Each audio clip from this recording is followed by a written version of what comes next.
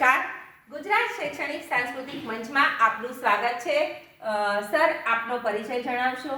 નમસ્કાર, મારું નામ પરમા દુધાભાઈ, અમીરગઢ તાલુકા પગાર કેન્દ્ર શાળા, જિલ્લો બનાસકાંઠા, ત્યાં છેલ્લા 36 વર્ષથી સર્વિસ કરું છું. સર, આપની પસંદગી ફોરમ શિક્ષક એવોર્ડ તરીકે કરવામાં આવી છે, તો આપ કેવી અનુભૂતિ કરો છો? મારી જ્યારે ફોરમ શિક્ષક એવોર્ડની પસંદગી કરવામાં આવી, એ તો હું તો બહુ જ ગર્વ અનુભવું છું. ખરેખર તજજ્ઞ મિત્રો અને જે શૈક્ષણિક સાંસ્કૃતિક મંચના જે ભણેતા છે તકુભાઈ સાંસુએ મારી પસંદગી કરી, એ મને ગર્વની આનંદની લાગણી અનુભવું છું. સરસ.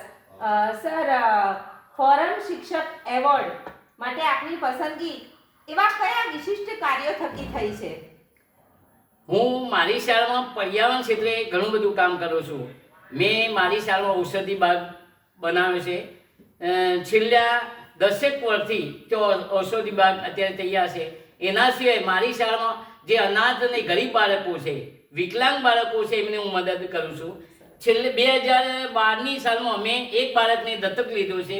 અત્યારે કોલેજ સુધીનો અભ્યાસક્રમ એ અત્યારે ચાલુ છે અને તમામ ખર્ચ મેં અત્યારે એમને આપી રહ્યો છું. અને સને 2025માં જ્યારે પ્રવેશો વખતે હું 5 બાળકોને દત્તક લેવાનો મેં નિર્ધાર કર્યો છે. સર, ગુજરાત શૈક્ષણિક સાંસ્કૃતિક મંચ વિશે આપ શું કહેવા માંગો છો? ગુજરાત સાંસ્કૃતિક મંચ એક અલગ મંચ છે. એમને આ મંચમાં કોઈ હોદ્દો, પદ, પૈસા વગર ચાલતું મંચ છે. સરસ.